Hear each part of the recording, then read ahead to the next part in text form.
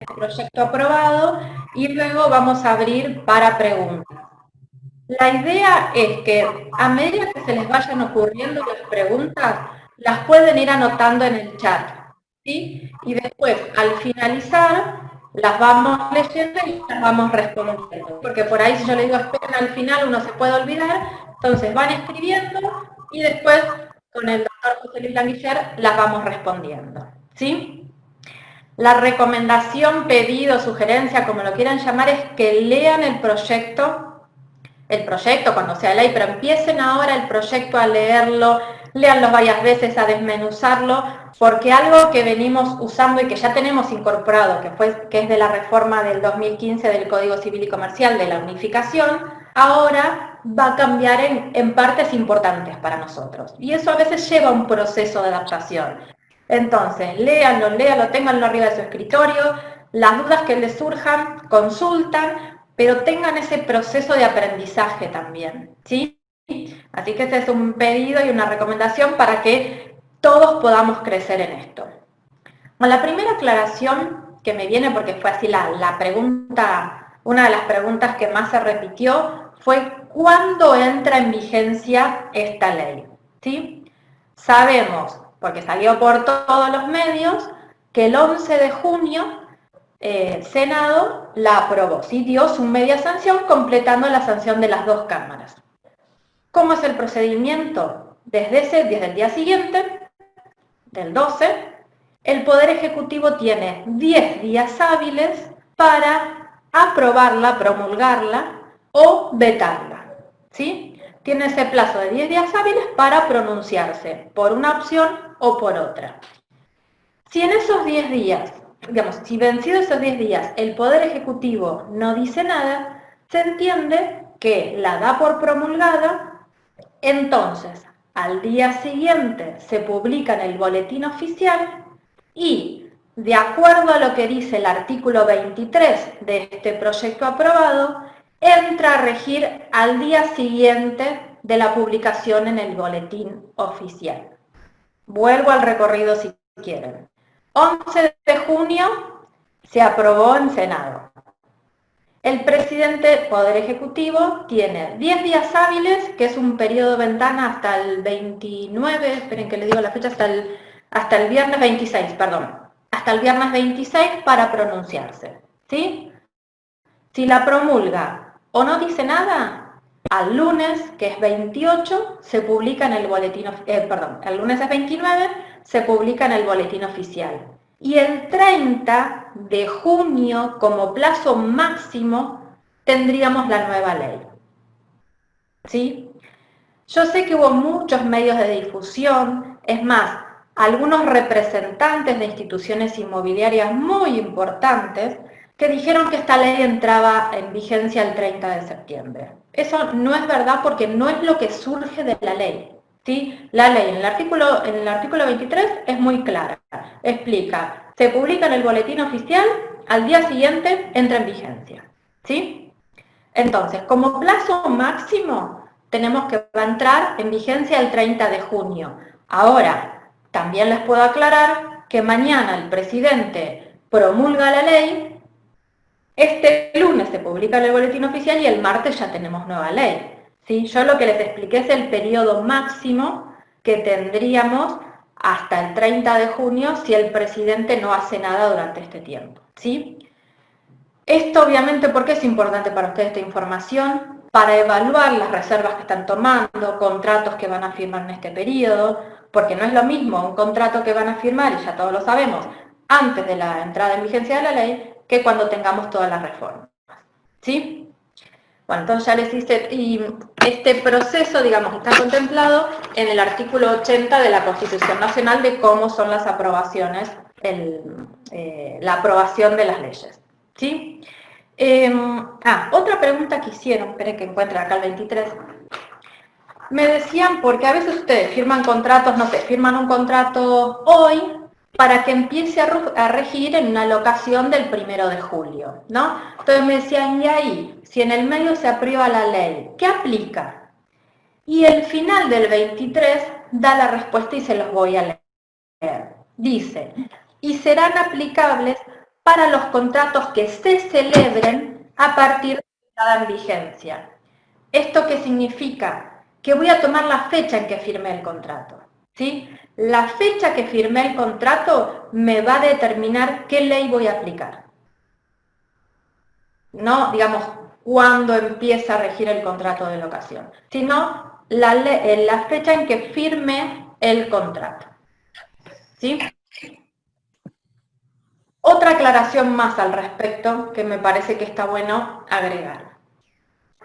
Una vez que ya empiece a regir la ley, si tengamos un poco caminado esto, tengan muy presente que por 2 años vamos a tener contratos en los cuales va a regir una ley y contratos en los cuales va a regir otra ley.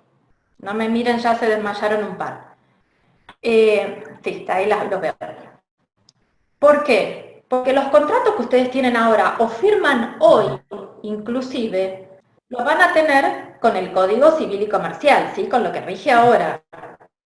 Ahora, firmamos contratos en julio y a eso se les va a aplicar este proyecto aprobado, ¿sí? Con la ley que no sé qué número va a tener. ¿Por qué les digo eso? Porque pasado el tiempo, dentro de un año, no va a faltar el inquilino que quiera usar de algo lindo de esta ley en un contrato que es de ahora. Es más, se me ocurrió decirles como sugerencia, no sé, pónganles colores de carpetas distintos, ¿sí? Para que les sea fácil saber cómo responder. Ah, no, este es contrato de Código Civil y Comercial, por titularlo de algún modo. Ah, no, y este es contrato de la nueva ley.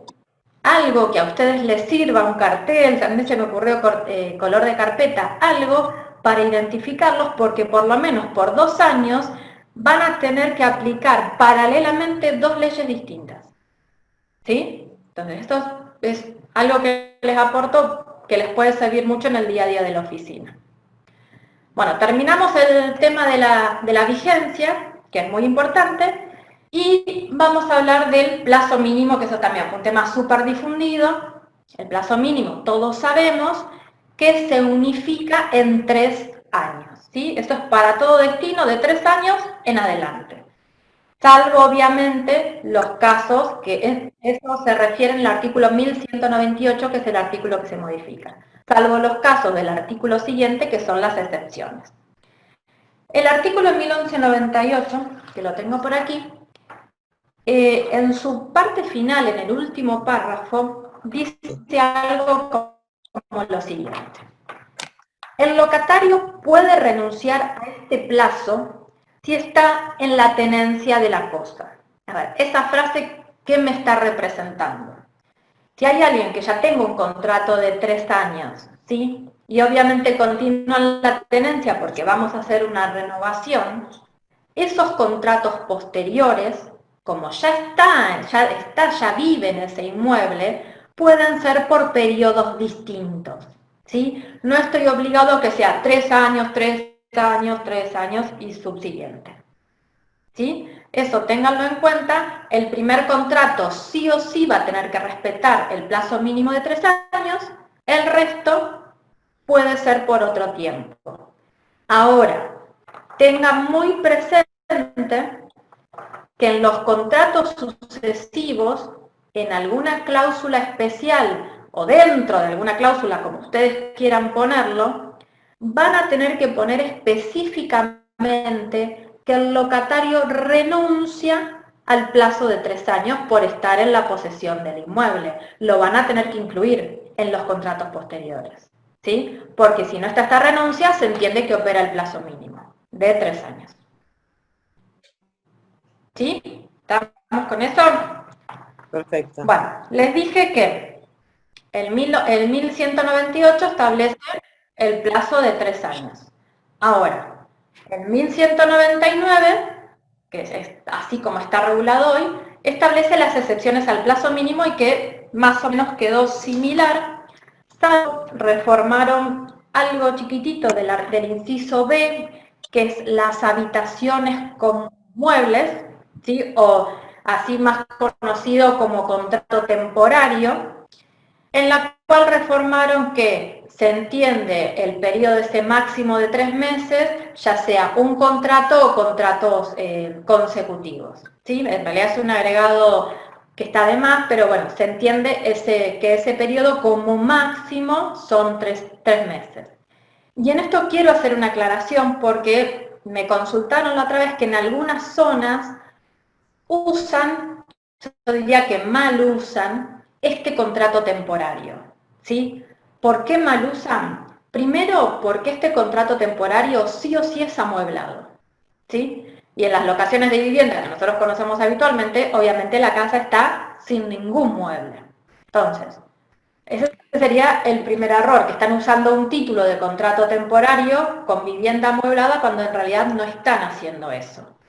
Y el otro error es este periodo de los 3 meses. Si ustedes hacen un contrato temporario, entre comillas, de 3 meses, 3 meses, 3 meses, 3 meses, es evidente que están hablando, que están haciendo una locación común de vivienda, ¿sí? Entonces, tengan en cuenta esto que les estoy explicando para por ahí utilizar otras herramientas y no este contrato temporario que es muy fácil del otro lado estirarlo a un contrato de 2 años o 3 años si es ley nueva, ¿sí? Tengan ese dato en cuenta. Y una cosita más de este inciso, que en realidad el inciso B se debería haber derogado directamente, porque en el 2015 salió una ley respecto de este inciso B que dice que esta locación de habitaciones con muebles se rige por el contrato de hospedaje. Entonces, ya que se hizo la reforma, se debería haber eliminado, pero bueno, solo hicieron este cambio de los 3 meses. Otro tema súper así interesante y que ahí nos interesa a todos, es el 1351, que es, ya lo saben todos, los honorarios del corredor. ¿Sí? Ahí los voy anotando a todos. Bueno, el tema del 1351 de la reforma lo podemos dividir en dos partes. Una primera parte que habla del corretaje en general y una parte final que habla del corretaje inmobiliario. ¿Sí?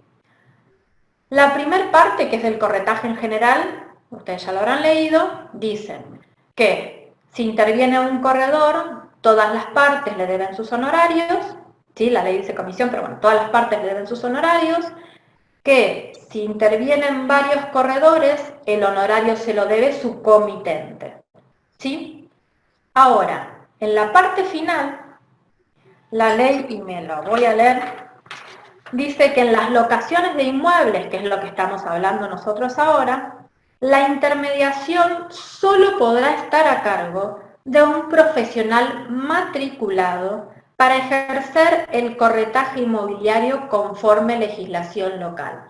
¿Esto qué me está diciendo? Primero, que sí o sí tiene que ser un matriculado, digamos, alguien que esté matriculado debidamente en el colegio profesional de acuerdo a la legislación, ¿sí?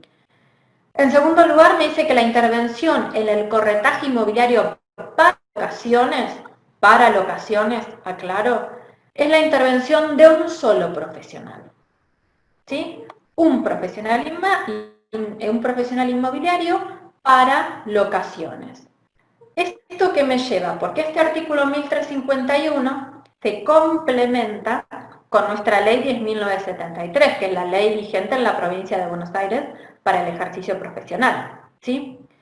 Si tomamos este 1351, esta modificación que se hace junto con la 10.973, en realidad les diría que nosotros quedamos como estábamos, ¿sí? ¿Por qué?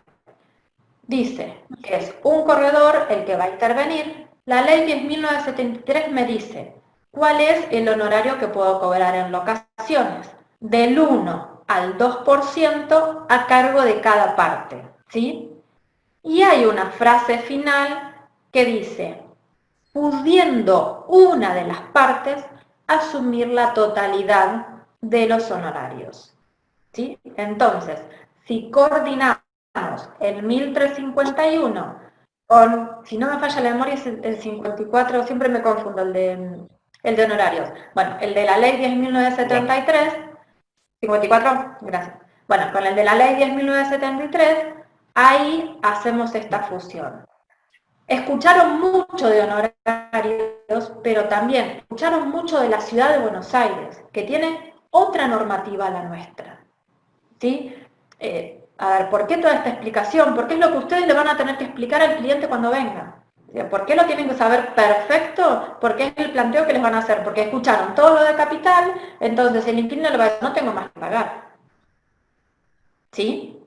Entonces, es 1351 de la mano del artículo 54 de la ley 10.973. Digamos, en criollo acá no pasó nada para nosotros. Puede, digamos, pagar el 2% hasta el 2% cada una de las partes, o una de las partes para otra. ¿Sí? En provincia de Buenos Aires, la interpretación es de esa forma. Distinto, como les decía, de lo de Ciudad de Buenos Aires. El otro temita que tenía, que también es otro temita lindo y discutido, es el de las garantías, ¿sí? Una aclaración para esto de las garantías, y que después lo vamos a repetir en varias veces, en esta ley hay muchos artículos que distinguen destino habitacional y los separan de otros destinos, que no nos pasaba con el Código Civil y Comercial, ¿sí? Ahí como estaba bastante parejo. Esta ley plantea muchos casos en lo que dispone algo para habitacional y algo diferente para los otros destinos. Entonces, eso también tienen que estar atentos para ver qué tipo de locación están manejando. En el caso de las garantías, lo que les voy a explicar es solamente para destino habitacional. ¿Esto qué quiere decir? Que todas estas limitaciones, que ya ahora las explicamos, tienen en el destino habitacional, no lo tienen en un comercial, profesional u otro destino. ¿Sí? Porque por ahí dicen, uy, ahora la garantía, solo para destino habitacional. ¿Estamos? Bueno, solo para destino habitacional, que lo tengo por aquí, me dice que el locatario establece todo un procedimiento, que el locatario por lo menos debe ofrecer 2 de estas garantías, que son título de propiedad inmueble, aval bancario, seguro de caución, garantía de fianza o fiador solidario, o garantía personal, que es la más conocida como recibo de sueldo, ¿sí? Entre nosotros, recibo de sueldo. Entonces dice que el locador no puede exigir del locatario una garantía que supere 5 veces el valor de la primera locación, y solamente la puede ampliar a 10 si es de la que yo titulé recién, la garantía de recibo de sueldo. O sea, si es título de propiedad inmueble, aval bancario, seguro de caución o fiador, el máximo que puede exigir el locador es hasta 5 veces la locación, la primera locación. Si es recibo de sueldo, hasta 10. ¿Sí? Y hay una frasecita que creo que es lo que nos hizo ruido a todos, que dice, bajo tales condiciones, o sea, cumpliendo esto que estoy contando, el locador debe aceptar una de las garantías propuestas por el locatario. Y ahí fue la pregunta que salió también, pero me trae alguna de estas dos, ¿y qué hacemos? ¿Sí? Bueno, ahí yo entiendo que este artículo va a ser de esos de los que vamos a ir desarrollando en el tiempo, ¿sí? De los que vamos a ir acomodando a ver de qué forma el locatario todavía contiene. Entonces, repito, ustedes me dicen, me presentan estas dos, vienen a la inmobiliaria, me presentan estas dos garantías y ya está, yo ya tengo que decir que sí. Y bueno, ahí veremos de qué forma el locador queda con libertad para decidir. Sí, ahí José Luis, si querés intervenir un poquito, que habíamos hablado el otro día este tema. Sí, en definitiva, a ver, es una imposición de la ley, ¿sí? El deber te lo está marcando, debe optar por una de las dos, pero la lógica es que están en una negociación, con lo cual todavía no son ni locatario ni locador, están en una proyección de eso. con lo cual el locador tranquilamente puede retirarse o decir no acepto ninguna y se acabó. No hay imposición. Yo creo que es una imposición que no se puede cumplir. Esta es la realidad, pero no se le puede imponer. De todas maneras, pensá que todavía está pendiente la reglamentación. Fíjate que de todos los ítems que nombraste, menos el del título de propiedad, el resto están todos sujetos a reglamentación, que todavía no salió y no se sabe qué va a pasar. Sí, eso me quedaba agregar. Que dice que los incisos de aval bancario, seguro de caución y garantía de fianza quedan sujetos a la reglamentación posterior. Así que como que eso estamos así en un NI. Y bueno, ahí lo que José Luis me había dicho la otra vez charlando, bueno, nunca se le puede sacar la libertad al locador de decidir. De última dice, retiro el inmueble de locación y ya está. Sí, digamos, uno a veces dice se debe y dice, uy, el peso que tiene, pero en los hechos, y sobre todo interviniendo una inmobiliaria, está esa cintura para acomodar la situación y si realmente hay una garantía que ofrece el locatario que no favorece, que ustedes no la aconsejarían, bueno, poder dejar de terminar esa operación, digamos, decir, que nunca nazca esa operación, que quede en reserva, que se devuelva y ya está, ¿sí? Bueno, dijimos el tema de la garantía. Les recuerdo, esto que estamos hablando es solo para habitación, para destino habitacional, así que el resto tienen libertad de manejar el locador como quisieran. Otro temita que ese sí también fue bastante hablado fue el tema de los ajustes, ¿sí? Y de nuevo la misma aclaración. Establece la ley algo general para todo destino y después establece un procedimiento especial para destino habitacional. Bueno, en este de ajustes hay algo que no se habló mucho y en lo personal a mí me parece como una herramienta muy importante porque la teníamos vedada, no sé, ya perdí la cuenta desde cuándo. El artículo 14 en ajustes dice que los contratos de locación, cualquiera sea su destino, están exceptuados de lo dispuesto en los artículos 7 y 10 de la Ley 23.928.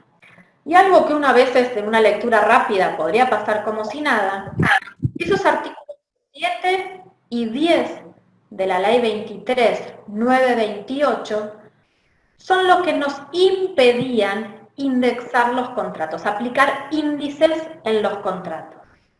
Entonces, esta reforma en el artículo 14 me dice que cuando entre en vigencia la ley, voy a poder aplicar índices para todo destino, ¿sí? Y esto me parece que es algo importante. Norma, ¿tenés habilitado el micrófono? Porfa, apagalo. Gracias. Me parece que es algo muy importante porque muchas consultas eran ¿y cómo lo actualizo? ¿Y qué índice aplico? Y siempre la respuesta nuestra era no se puede usar índice, no se puede usar índice. Entonces, ahora algo que pasa medio desapercibido es una herramienta súper importante para que tengan para aplicar en las negociaciones locador-locatario. Sí es cierto, yo les leí el primer párrafo, sí es cierto que para destino habitacional, nuevamente les reitero, establece un procedimiento distinto. ¿Sí? Entonces, como le dije recién, como regla general, todas las locaciones salen de la posibilidad, de la prohibición de indexar. ¿Sí? Entonces, a todos los contratos los vamos a poder indexar. En el destino habitacional, ¿qué me dice? Me pone como varias reglas. Primero que con el contrato, cuando ustedes hagan el contrato va a ser por un valor único y por periodos mensuales, ¿sí? O sea, a ver, ustedes dicen, el contrato, el valor locativo es de 20.000 pesos, ¿sí? Ese valor locativo va a ser del mes 1 al mes 12, ¿sí? ¿Por qué?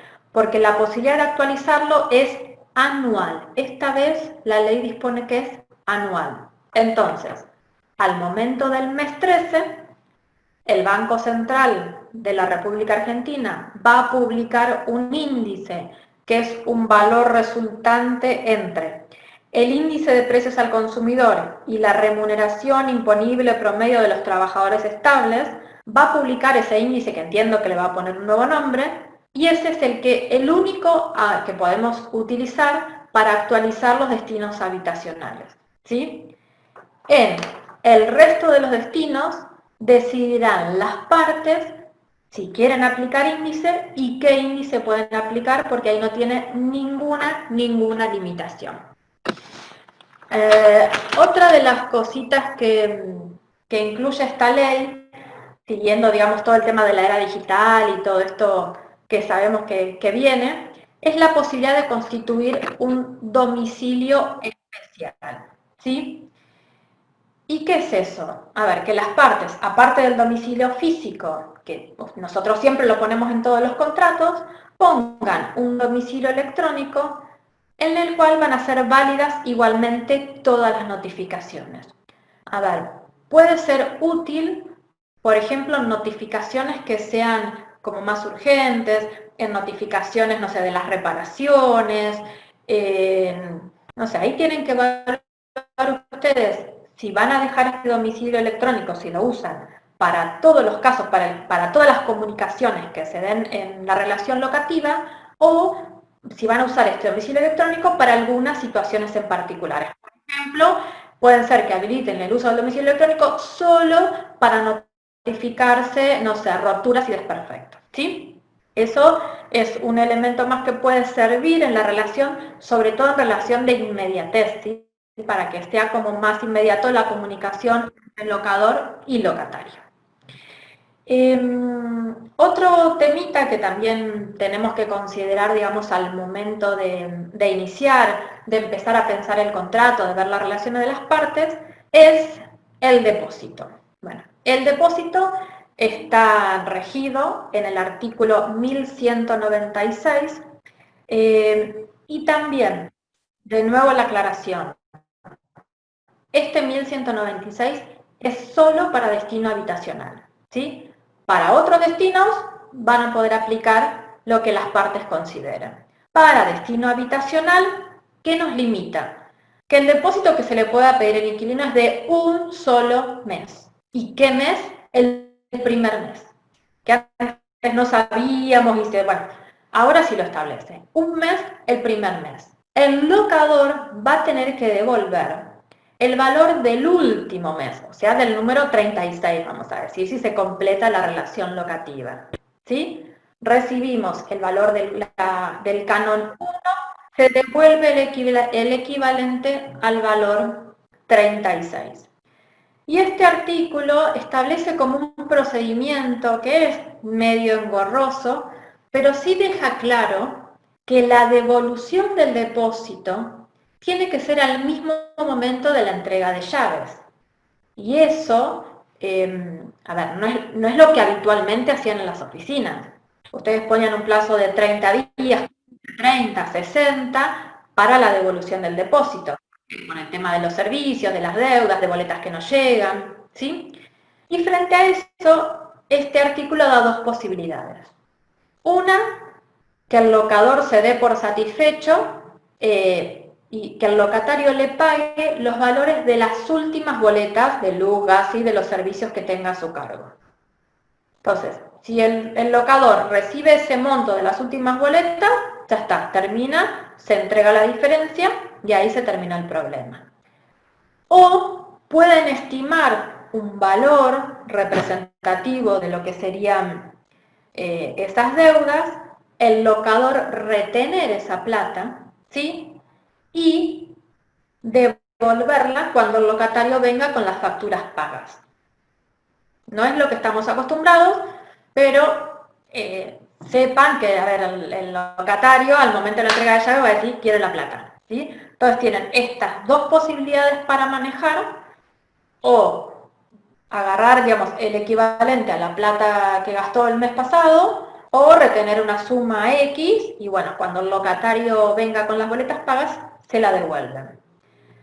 Ahora, una cosa que yo no la había observado en la primera lectura, es que nada dice el artículo de ¿qué pasa con las roturas? No sé, entran ustedes para recibir el inmueble, está todo rayado, la puerta rota, el vidrio no sé qué, la manija. Bueno, respecto de eso, este artículo no dice nada. ¿Sí? Así que entiendo que, como no dice nada, ustedes podrían retener sin ningún problema, igual vamos a hablar de depósitos que son chicos, relativamente, ¿sí? A todo ese arreglo que yo le dije obviamente no va a cubrir, pero bueno, retener la totalidad del depósito, dejando consignado obviamente en la entrega de llaves qué es lo que ustedes están viendo, todos los desperfectos que están viendo, y en qué carácter se retiene ese depósito, ¿sí? Porque la ley no lo contempló. Entonces, como no lo contempló, podemos ir por esa vía. Recuerden que si son desperfectos y roturas, ¿sí? Para los servicios, sí o sí, se aplica lo que dispone, lo que les expliqué antes, ¿sí? Y me queda un temilla más, antes de darle el paso al doctor, que es el tema de la AFIP. A ver, si bien siempre estuvo la obligación, ya lo sabemos todo, ahí me dicen que se va, ya lo sabemos todos, pero como que no estaba tan claro como en esta ley. En esta ley es un cachetazo prácticamente, ¿sí? Yo les diría que sienten y le digan al locador, mire lo que dice acá la ley. Ahí van a tener que ustedes sacar todas sus armas de educadores y de, no sé, todo lo que puedan, para que el locador sobre todo comprenda las consecuencias que le pueden traer. Creo que ahí el valor de ustedes es no solo, uy, se tiene que registrar porque es obligación. Explicarle que si él no se registra, no registra el contrato, primero que vencido un plazo, que era, no me acuerdo cuánto es, ahora lo miramos, 30 días. Vencido ese plazo, lo puede informar cualquiera de las partes intervinientes, o sea, locatario y los fiadores lo pueden informar. ¿Esto qué significa? Que en realidad tienen que saber eso. Y el otro tema, que me parece todavía más importante, es que cuando se inicie cualquier tipo de juicio que tenga como base un contrato de locación, el juez va a estar obligado a emitir oficio a la AFIP informando de la existencia de ese contrato. O sea, ¿eso qué significa? O el locador no va a poder reclamar nunca ni un desalojo o un cobro de alquileres, ¿sí? Si no lo registró, o cuando lo haga, la AFIP se va a enterar igual. Y ese enterarse igual va a ser consecuencia de multas, ¿sí? Entonces, yo les sugerí a algunos de ustedes que ya hicieron esta consulta, aparte de hablarles y explicarles al locador, ¿sí? Todo lo que les estamos transmitiendo, es por ahí implementar algo que se llama un consentimiento informado, ¿sí? Lo que hacen los médicos con nosotros cuando nos tienen que realizar alguna práctica y lo tenemos que firmar, bueno, cuando tenemos al locador enfrente, aparte de toda la explicación y las consecuencias, todo, le hacen un detalle, ¿sí? Cuando van a firmar un contrato, o si no, a los clientes que ustedes ya tienen y que van citando, bueno, una firma de ese consentimiento informado, sobre todo para que sepa las consecuencias que puede tener la falta de registración, ¿sí? Bueno, hasta acá llegué con la explicación. Ahora lo dejo al doctor y después hacemos la ronda de preguntas, ¿sí? Así que, José Luis, te digo. Gracias, buenas tardes a todos. Si se quedaron preocupados con lo que le dijo a la doctora, yo se le voy a completar algo más. También en la norma hay un rengloncito que la AFIP dice que está preparando un aplicativo, que lo va a sacar después, que va a ser para registrar los contratos vigentes, o sea, los que están en curso ahora. Van a entrar todos los contratos, no solamente lo de la nueva ley. Así que es un tema para por lo menos seguir informándole a los clientes, porque va a ser complicado. Creo que en muchos aspectos va a haber que volver a reeducar o capacitar a los locadores en un montón de aspectos. Bueno, en principio vamos a hablar de la conservación de la cosa, que es el artículo 1201. el artículo lo que dice, el locador deberá conservar la cosa locada en estado de servir al uso y goce convenido y efectuar a su cargo la reparación que exija el deterioro en su calidad o defecto, originado por cualquier causa no imputable al locatario, ¿correcto? O sea, cualquier causa no imputable al locatario. Ahora, ¿qué pasa si mañana hay un problema? Hay que efectuar una reparación, ¿sí? El código lo que establece son dos tipos de reparaciones, la reparación urgente y la reparación no urgente. No establece cuáles son los parámetros para determinar qué es urgente y qué no es urgente. Yo creo que ahí tendremos que utilizar el sentido común, en principio, pero no lo establece. ¿Y qué es lo que dice? Si tiene una reparación urgente, lo primero que tiene que hacer es notificar en forma fehaciente al locador por un plazo de 24 horas para que se lo resuelva. Si vencido ese plazo el locador no respondió, no contestó, no se le solucionó el problema, lo resuelve el inquilino a costa del locador, ¿sí? Y si es una reparación no urgente, el plazo es de 10 días. Y el mismo criterio, si en 10 días no lo resolvió, tiene automáticamente el locatario puede resolverlo a costa del locador. Acá me voy un poquito para atrás de lo que dijo la doctora. Tenemos el artículo, se modificó el artículo 75 del Código Civil, que es el que establece para todos los contratos el domicilio, ¿sí? Nosotros acá vamos a fijar un domicilio especial a los efectos de las notificaciones del contrato. Y también da la facultad de consignar un domicilio electrónico, que en este caso sería el mail del locador. ¿Qué pasa? Con estas notificaciones vamos a tener otras en el camino, que el inquilino le puede hacer al locador. Y como decía la doctora, también podríamos separar diferentes tipos de notificaciones. Para algunas notificaciones se puede aplicar el domicilio electrónico y para otras el domicilio físico. ¿Está?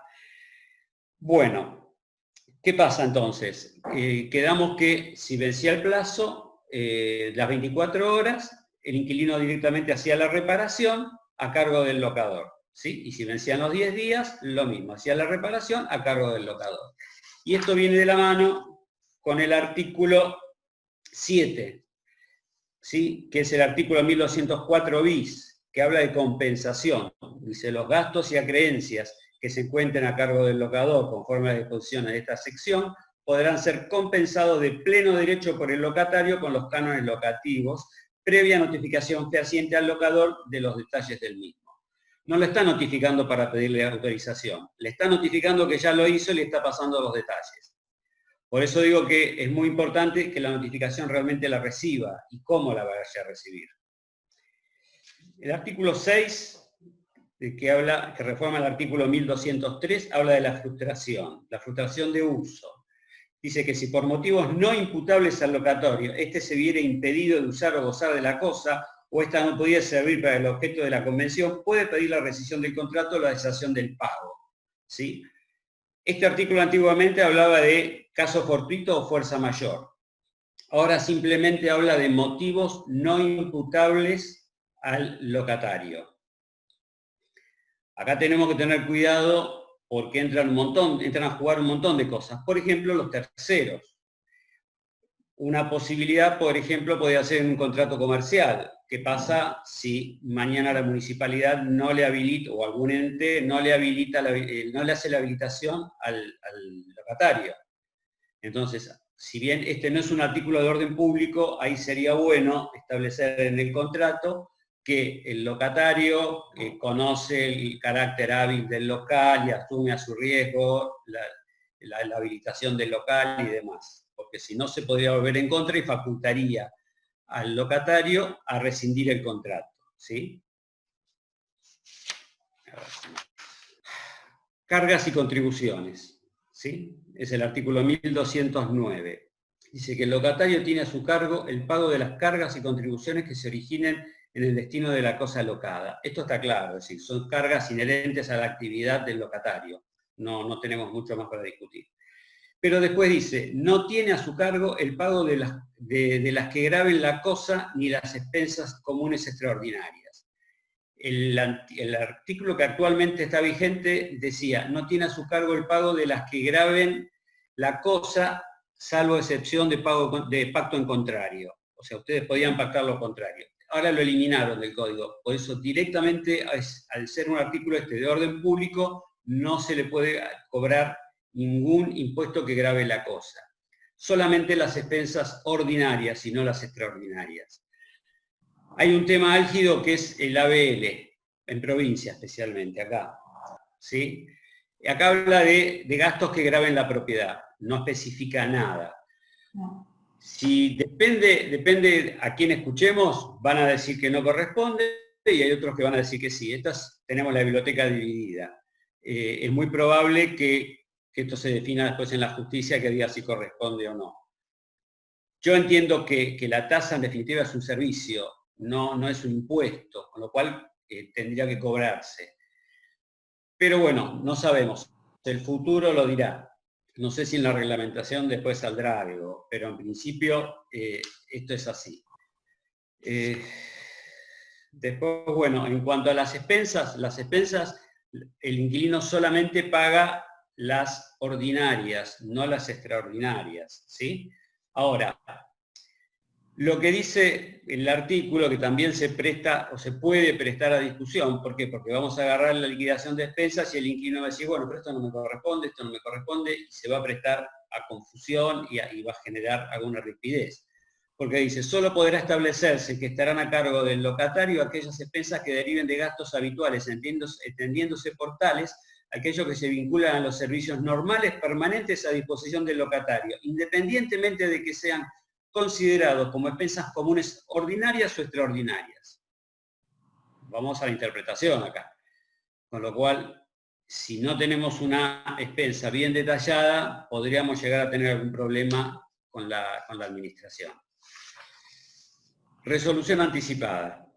Artículo 1221 del Código. Acá, en principio, lo que establece es el tema del plazo. Antes no había plazo. Uno podía resolver el contrato, pero no había plazo. Sí había indemnizaciones.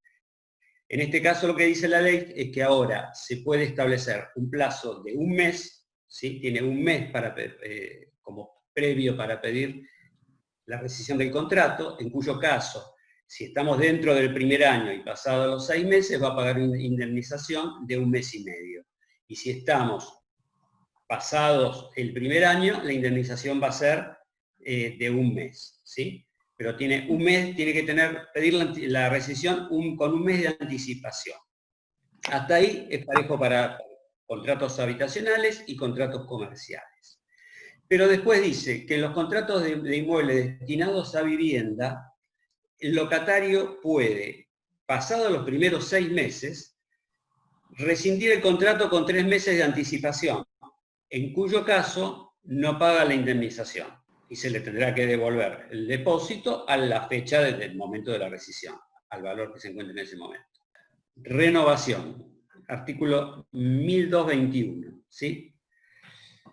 El tema es el siguiente. Acá, si bien el contrato, la ley habla de ambas partes, dice que cualquiera de las partes puede pedir dentro de los últimos 3 meses de vigencia del contrato un acuerdo para la renovación del contrato. ¿Sí? Ese plazo se da por 15 días.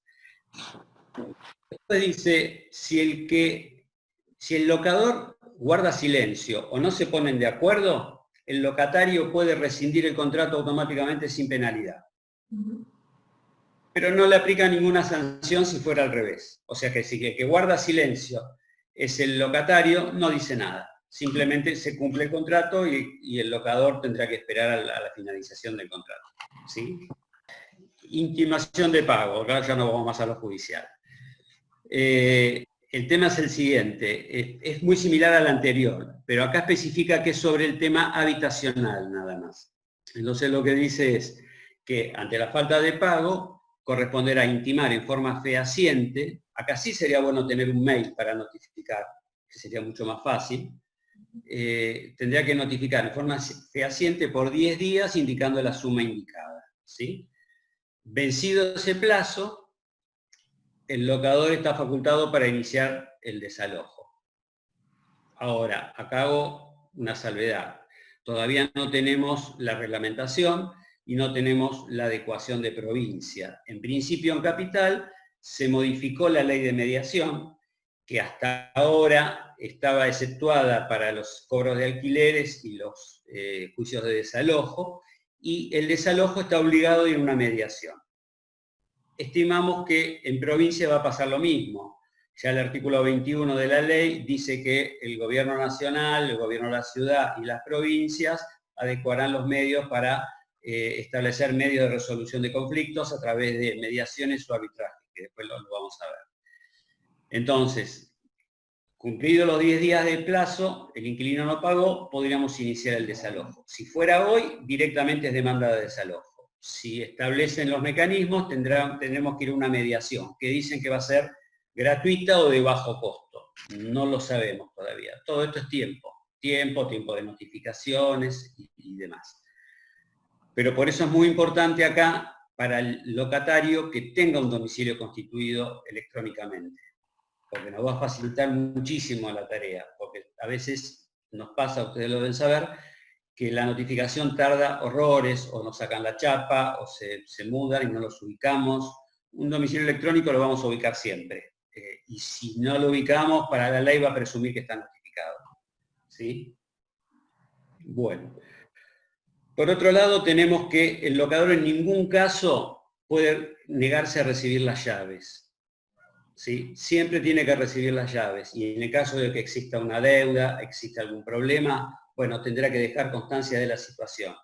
Pero no puede negarse a recibirla ni puede condicionarla a nada. Tiene que recibirla. Eventualmente, si hay una deuda, se hará el mismo escrito y se dejará constancia. Si hay daños en la propiedad y no en forma de constatar, bueno, habrá que hacer un acta de constatación o bien un acuerdo entre los dos si es que el inquilino lo reconoce. ¿Sí? Si el locador no acepta las llaves, el inquilino va a tener que consignarlas judicialmente. ¿Sí? En ese caso, el inquilino lo va a tener que notificar fehacientemente, y si no acepta las llaves, tendrá que consignarla con todos los gastos del juicio a cargo del locador. Y otra cosa, a partir de la notificación de la consignación, no se le deben más alquileres al locador. Con lo cual, lo aconsejable siempre es sí o sí recibir las llaves. Consignación. Bueno, en el caso de la consignación de alquileres es lo mismo. Si el locador no quiere recibir los alquileres, ¿sí? Tiene que ser intimado por 48 horas, por medio fehaciente siempre, a recibir el dinero. Si no lo recibe, lo mismo, vencidas las 48 horas, el inquilino tiene 10 días hábiles para iniciar el juicio de consignación, con todos los gastos del locatario, del locador. Y por último, tenemos lo que hablábamos recién, que son los medios alternativos de resolución de conflictos. Que esto está establecido en el artículo 21 de la nueva ley, que establece que el Poder Ejecutivo Nacional y las provincias y la Ciudad Autónoma de Buenos Aires abrirán los medios para resolver conflictos a través de mediaciones o arbitraje. La diferencia entre mediaciones y arbitrajes es: mediación es intentar que las partes lleguen a un acuerdo voluntariamente. Si no hay acuerdo, avanzará el juicio. El arbitraje no. El arbitraje se somete a un arbitraje, las dos partes van a ser escuchadas y va a haber un árbitro que va a resolver. Y eso va a ser sentencia. ¿Sí? Cosa juzgada, no hay discusión. Es decir, lo que se resuelve a favor de uno o a favor de otro. Eventualmente, en ese caso no habrá juicio de desalojo, sino habrá una ejecución de una sentencia de desalojo. Bueno, y hasta ahí llegamos. ¿Vos, Silvina, querés agregar algo? Sí, lo que hacemos para terminar, y después ya vi que hay 80 preguntas y comentarios, así que tenemos para un ratito más de charla y de ping-pong, de preguntas y respuestas. Hacemos como una síntesis, como les veníamos diciendo, que hay muchas diferencias, muchas distinciones con el tema de las locaciones habitacionales. Entonces, como para cerrar y refrescar lo que estuvimos diciendo con el doctor, un resumencito, ¿sí? Recuerden, el depósito para vivienda se puede pedir máximo un mes, el primer mes, se devuelve al último mes actualizado, al último valor. No se pueden cobrar alquileres anticipados más allá del que entra, digamos, del que va a usar, y tampoco se puede en los contratos habitacionales pedir el pago del valor llave, ¿sí? Eso igual ya lo teníamos en el Código Civil y Comercial. Y una cosa que incluyeron, y que bueno, todavía no hablamos con el doctor, es que para destino habitacional se prohíbe la firma de pagaré y o contrato paralelo, ¿sí? A ver, ¿eso qué significa? Que el locatario no va a poder firmar junto con el contrato de locación que firme algún mutuo o pagarés en forma accesoria, ¿sí? Esta prohibición no está para todos destinos, pero bueno, en principio fíjense de qué forma van a manejar el destino habitacional, ¿sí? Después con las renovaciones, José Luis, ¿cómo era? Con la renovación en cuanto en materia comercial no hay ninguna restricción, no dice absolutamente nada, con lo cual las partes son libres de hacer lo que quieran. En cuanto a lo que es contrato de vivienda, bueno, ya lo habíamos dicho, tenemos que notificar, el inquilino tiene que notificar, o cualquiera de las dos partes, perdón, tiene que notificar con 3 meses de anticipación, por un plazo de 15 días para acordar una renovación. Si hay silencio o no hay acuerdo, el inquilino queda facultado para rescindir el contrato anticipadamente sin penalidad. ¿Y en la intimación de pago y desalojo?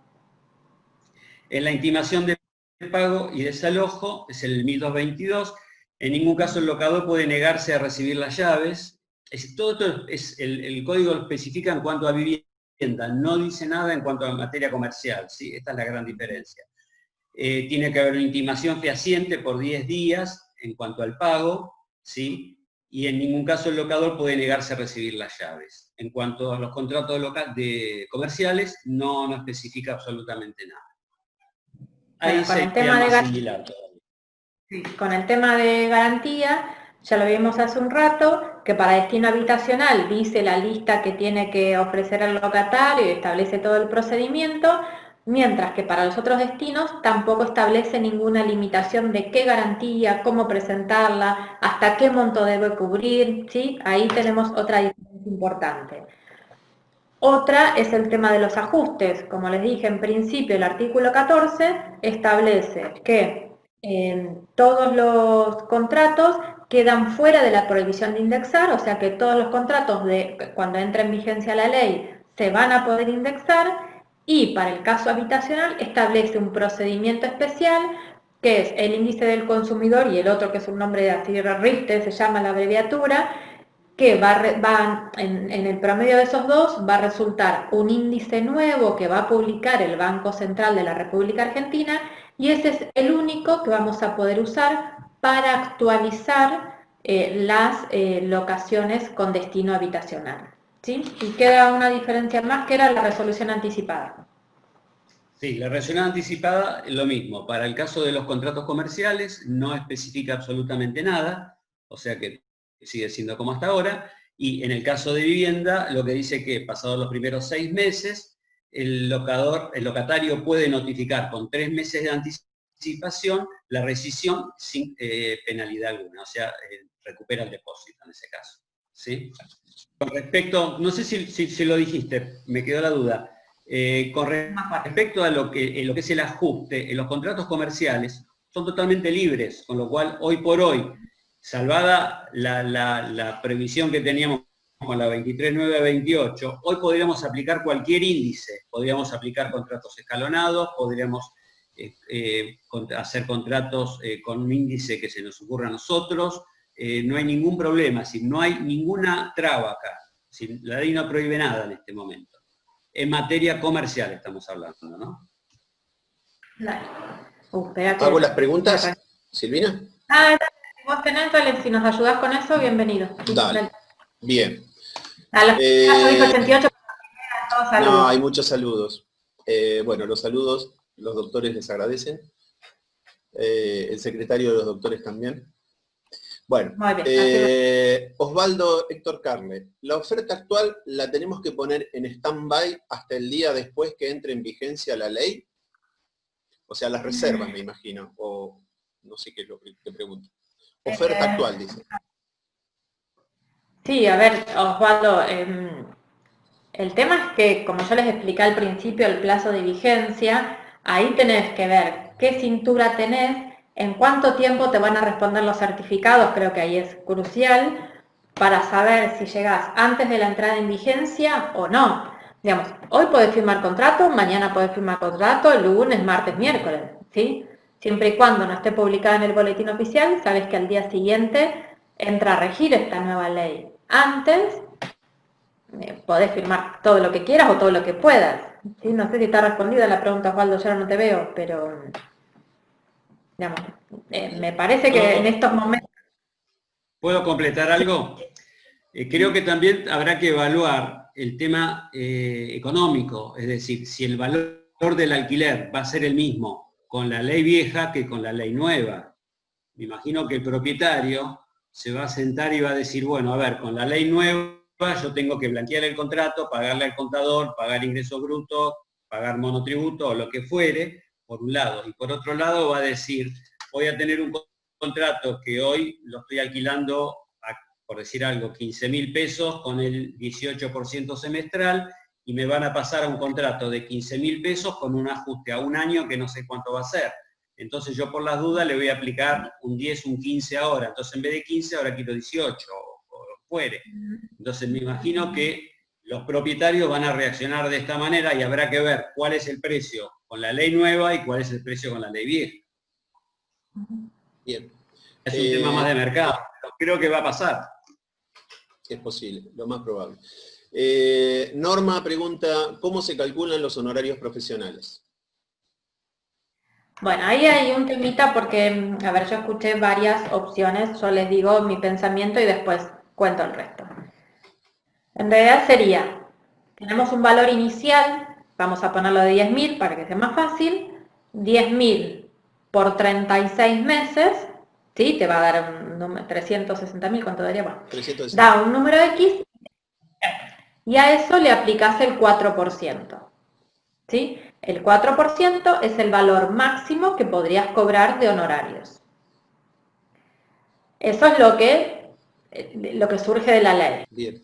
Inmobiliaria Berterini, ¿qué pasa con las prórrogas de contratos actuales? A ver, Berterini, ¿por dónde anda? A ver, no sé si es la prórroga del DNU, si contratos nuevos que va a firmar. Si estás por ahí, ¿me aclarás un poquito?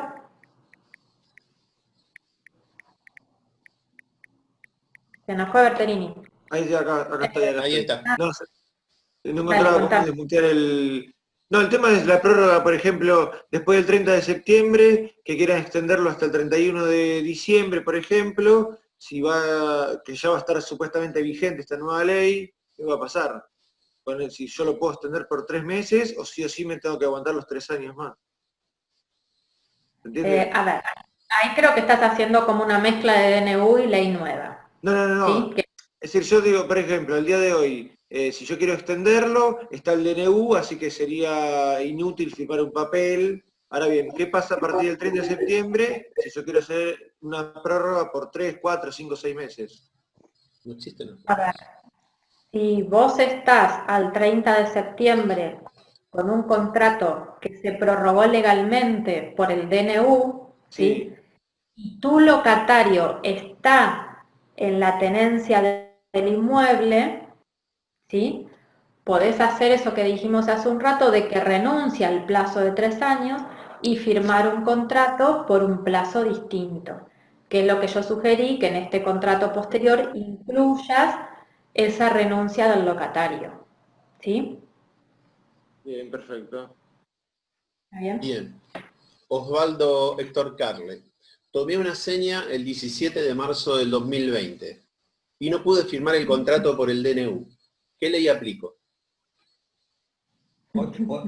Hoy por hoy aplica la ley actual, porque la otra no está en vigencia. No hay otra, si la única ley que tenemos es la vigente.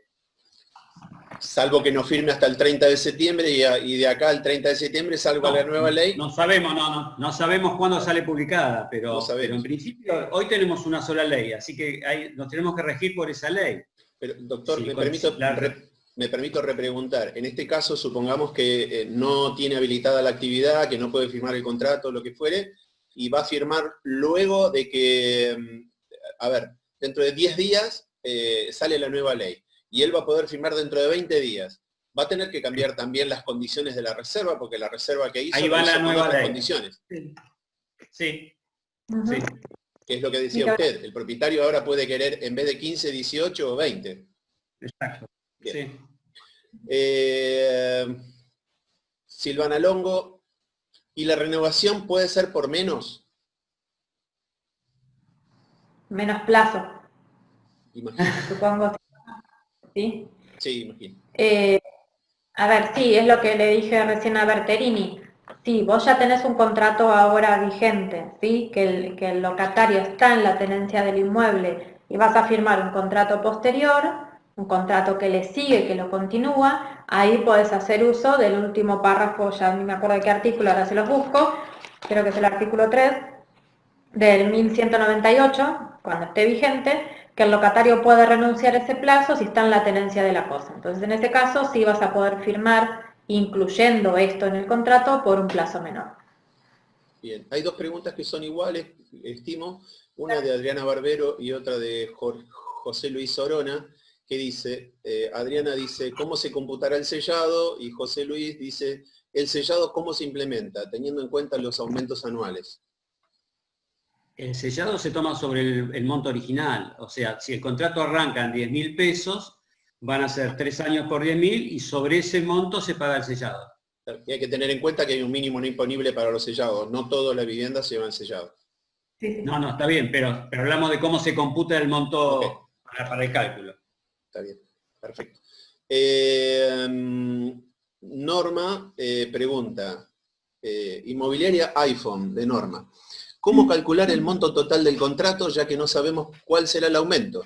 Ya estuvo respondida, me parece esa, ¿no? Por eso, ya sea para sellos o para los honorarios, va a ser de la misma forma. El valor inicial por 36, si es honorario es 4% y si es sellado el porcentaje de corte. Noelia Barona pregunta, tengo firmado por locador el 17 de marzo y locatario y garante no firmaron por el DNU, ya que uno es una persona de riesgo y otro vive en capital.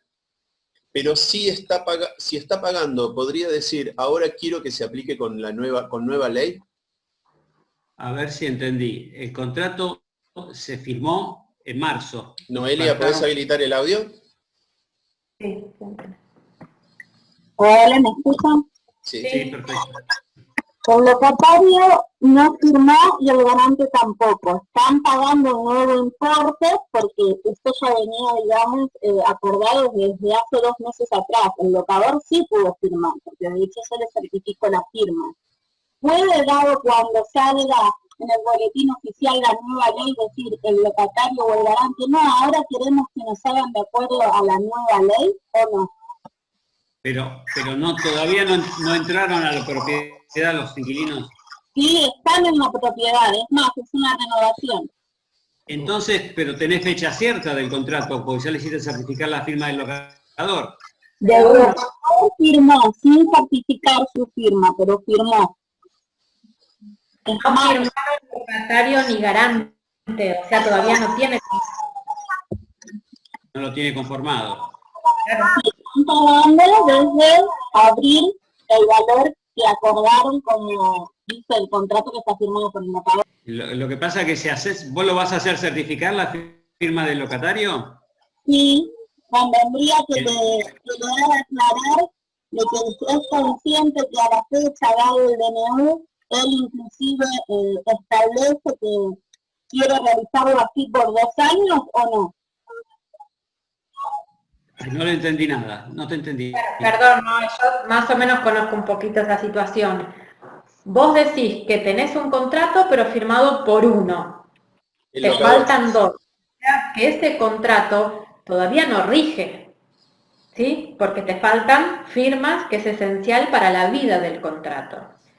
Lo que te aplica hoy en esa relación locativa que vos tenés es el DNU. una prórroga legal, es lo que está digamos, lo que relaciona a las partes en este momento, ¿sí? Porque no hay un nuevo contrato firmado. Ahora, vos decís, ¿podría el locatario decirme si entra en vigencia la ley, quiero cambiar las condiciones? Sí te lo podría decir. Por ejemplo, si entrara en vigencia el lunes o martes, ¿sí? Sí te lo podría decir, porque él no firmó el otro contrato. Él no está obligado porque todavía no lo suscribió. ¿Sí? Okay. No sé si vos, José Luis. Silvina, en ese caso, para resolver la situación, podría ser uno de los consejos que nos diste en la charla anterior, es que lo perfeccionen a través de una carta documento. Sí, bueno, ya dejarlo resuelto. Bien. Esa es una herramienta que tienen, no sé si estuvieron todos a esa vuelta, pero es una herramienta que tienen para salvar estas situaciones de traslados, y por ahí estamos hablando de alguien de Capital, de Moreno, y un inquilino, no sé, de acá de Villa Bonich, y entonces para salvar todas esas distancias y la imposibilidad de trasladar o la dificultad de trasladarse, podría, en este caso, tu locatario y el garante, resolver la situación enviando cartas documento. Bien. Gracias, Ernesto. Señor Gabriela Pérez, ahora le doy el turno, tengo algunas preguntas más. Marcela, ¿son las dos garantías las reservas ad referendum? Marcela, no sé quién es, ¿podrías aclarar la pregunta, por favor? Sí, tenía dos preguntas con respecto a las garantías. ¿Son dos las garantías que puede pedir el propietario o tiene que quedarse con una de todas las propuestas? No, la opción que le da la ley le ofrece dos garantías. Ahora, hay que ver si son suficientes. Marcela, la ley establece un máximo que tiene que cubrir esa garantía. Así que entiendo que dos sería mucho. ¿Por qué? Porque te dice que en el caso de aval, de fiador, es hasta 5 veces el primer valor. ¿Sí? Entonces, si es hasta 5 veces el primer valor y estamos hablando de un valor de 10.000 pesos, son 50.000 pesos nada más. Entonces, cualquier garantía propietaria, ni que decirle, la excede. ¿Sí? Y un seguro de caución, bueno, lo haces por ese valor. De todas maneras, habrá que esperar la reglamentación de esa parte, que ahí también va a ser importante. Y con el tema de que se pueden negar, el propietario no tiene, digamos, derecho a negarse y tiene que aceptarla, esa garantía, en tal caso de tomar una reserva se podría tomar a referéndum la reserva, o no se pueden tomar a referéndum del propietario las reservas de las locaciones. Una vez que viene un inquilino, viene con una garantía que a mí no me convence, la tiene que tomar sí o sí el propietario. Es que siempre va a ser a referéndum, porque ustedes igualmente tienen que verificar esa garantía. Sí. Y consultar al propietario a ver si la acepta o no la acepta. Bien. Pero repito, en estos casos tenemos que esperar la reglamentación, porque hay un montón de ítems que todavía no están resueltos cómo van a ser. Si tenemos certeza en cuanto a la garantía por recibo de sueldo del locatario y al título de propiedad. Las otras tres no están resueltas todavía, porque no sabemos cuál es la reglamentación. Ok. Bien. Héctor Grasso. No, cierren los micrófonos. José Luis Orona, ¿el mínimo es también de 3 años para los locales comerciales? Sí, el mínimo es para todo destino. Plazo de 3 años, mínimo para todo destino. Bien. Fabián Sosa, ¿firma de pagaré como garantía? Está prohibido. Para vivienda está prohibido. A ver, el 1196, creo, el 98, ahora se me fue, dice que lo prohíbe especialmente para vivienda, ¿sí? Ahora, citando a nuestro amigo Abati, que el otro día escuché un poquito una charla de él, decía, no quita que, por ejemplo, el fiador firme pagaré. ¿Sí? A ver, el locatario no puede, en destino de vivienda no puede. Ahora otra persona, se los dejo. Lo dejo a tu criterio. Bien. Gabriel Bodorowski. En el supuesto que la garantía no sea conveniente y el propietario se retire de la negociación, ¿qué le quita el derecho al posible inquilino de exigir la suma de reserva duplicada?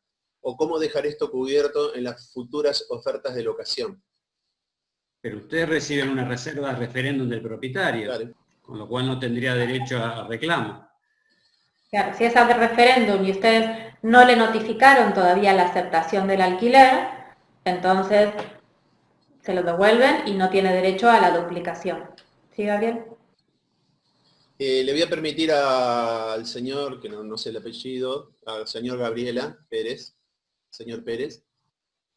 ¿No? ¿Ya está? ¿Respondido? Bien. Berterini. ¿El ABL se considera que grava el inmueble o que es un servicio? Esa es la discusión. Para algunos grava el inmueble, para otros es un servicio. Yo lo considero un servicio, la doctora creo que también, pero va a ser una interpretación que la vamos a conocer cuando llegue a la justicia. Si hoy tendría que hacer un contrato, yo lo pongo el ABL como una carga del inquilino.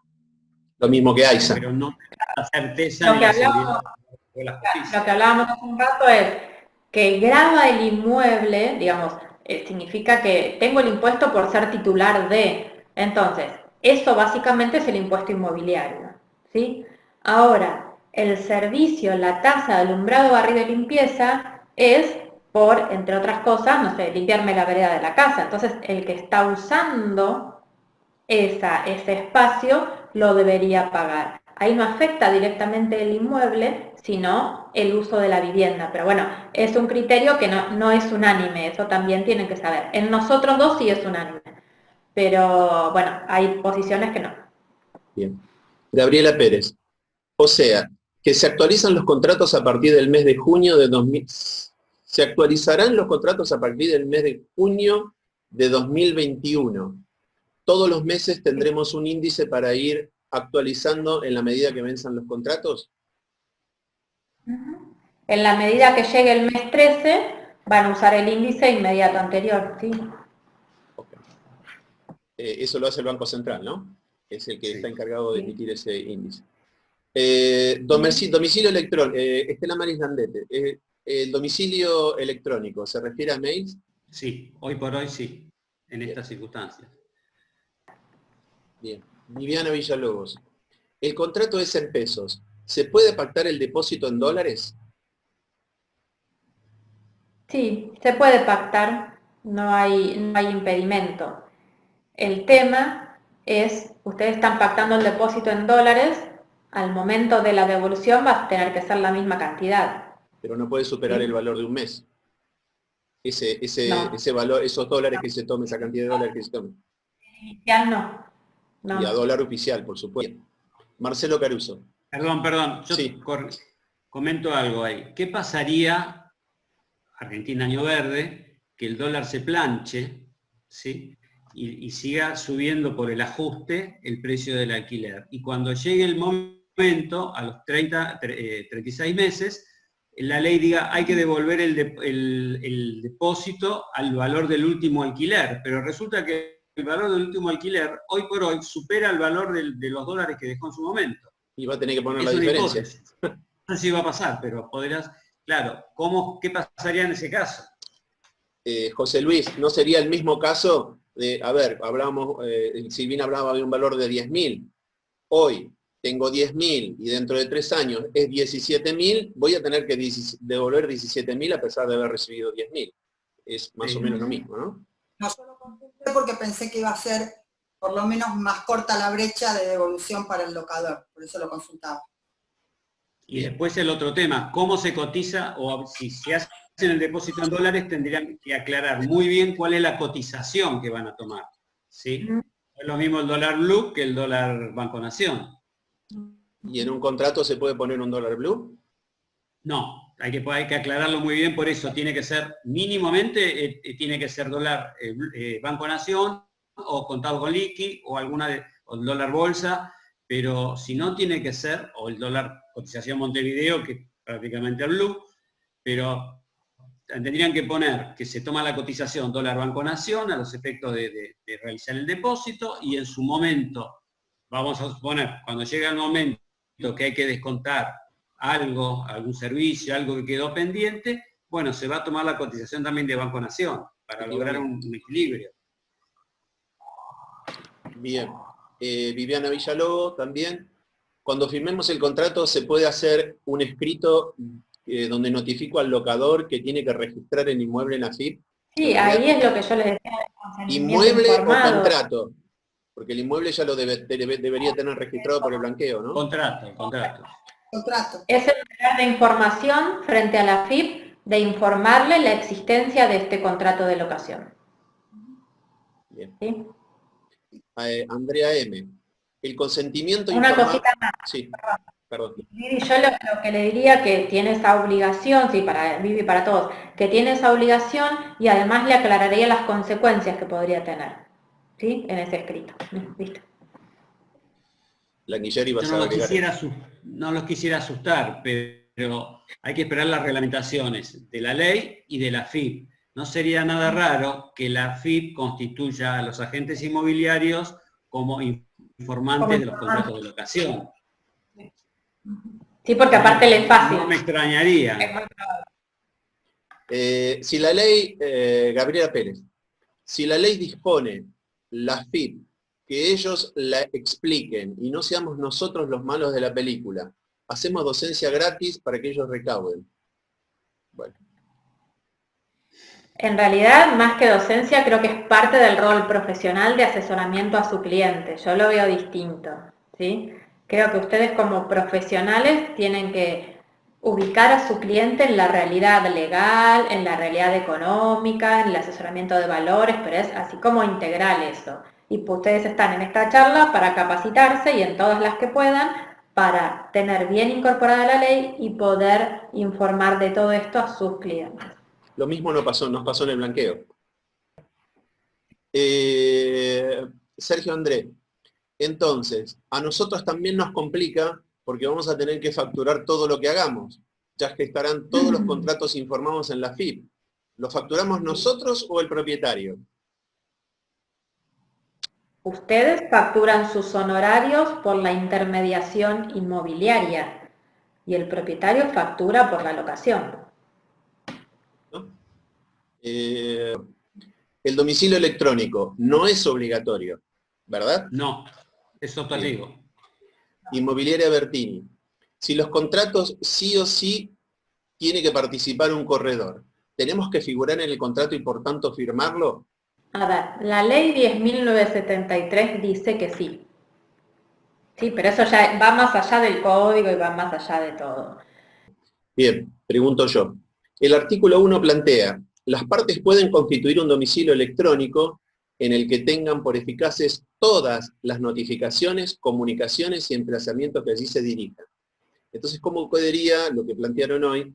Que solo puedo registrarlo, primero, solo lo puede registrar una de las partes y solo para temas determinados. Si habla de todas las notificaciones. Dice pueden, ¿sí? Es facultativo. ¿Sí? Está bien. Entonces, primero el domicilio físico, y después dice, y además pueden, si no me equivoco el texto. Sí, pueden, Sí, dice. el poder es facultativo, con lo cual podrían o no hacerlo. Ahora, está bien, pero si lo hago... Poder, perdón, sí. Si lo hago, dice todas las notificaciones, comunicaciones y emplazamientos que allí se dirijan quedarán como válidos. Claro, pero si yo especifico que constituyo domicilio electrónico a los efectos de tales notificaciones solamente, lo estoy encajonando en algo. No hace falta que sean todas. Yo lo estoy especificando en el contrato. Okay. Esa es una norma general, no es solo para contratos de alquiler, es para todos los contratos del Código Civil, el artículo 75, es genérico. Entonces, en este caso lo que podemos hacer es decir, bárbaro, si quiero divido, solamente es a los efectos de las notificaciones de, no sé, de las reparaciones, o de las estimaciones de pago, o de lo que ustedes quieran, no hay problema. Se puede hacer por todo o por una parte. Bien. Mi duda era porque decía todas.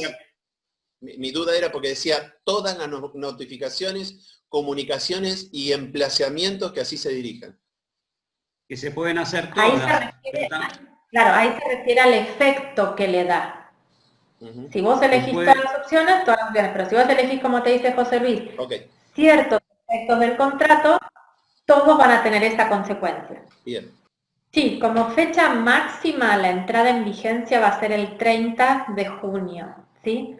Dentro de este plazo, dijimos el Poder Ejecutivo tiene 10 días contados desde el 12 de junio para promulgar o vetar la ley. ¿Eso qué significa? Que cualquiera de estos días podría levantarse el presidente y decir voy a promulgar la ley, lo publica al día siguiente y al subsiguiente entra en vigencia. Si no hiciera eso, el plazo máximo legal sería el 26 de junio para que promulgue o vete. Después pasa el fin de semana, tenemos el 29 sería publicado en el boletín oficial y el 30 entraría en vigencia. Bien. Es un bueno, domiciliario. Yo hice una aclaración también, pero ok, ya está respondida, que siempre se tomó como un servicio de recolección, alumbrado, barrido y limpieza. Por eso coincido con ustedes. Bueno, ya está. Bien. Juan Altuve, en cuanto a la registración del contrato, ¿solo con sellarlo es suficiente o hay que informarlo? Hasta ahora tenían que sellarlo en ARBA. El contrato se sella en ARBA, ¿sí? Se paga el sellado. Ahora, por otro lado, lo que estamos hablando es de la registración en AFIP, que es otra cosa, ¿sí? Entonces, cuando salga el aplicativo de AFIP, ¿cómo se hará? Veremos, o cómo venga la reglamentación. Por ahora, registrarlo nada más. Lo que vendrá atrás no sabemos, pero son dos registraciones distintas.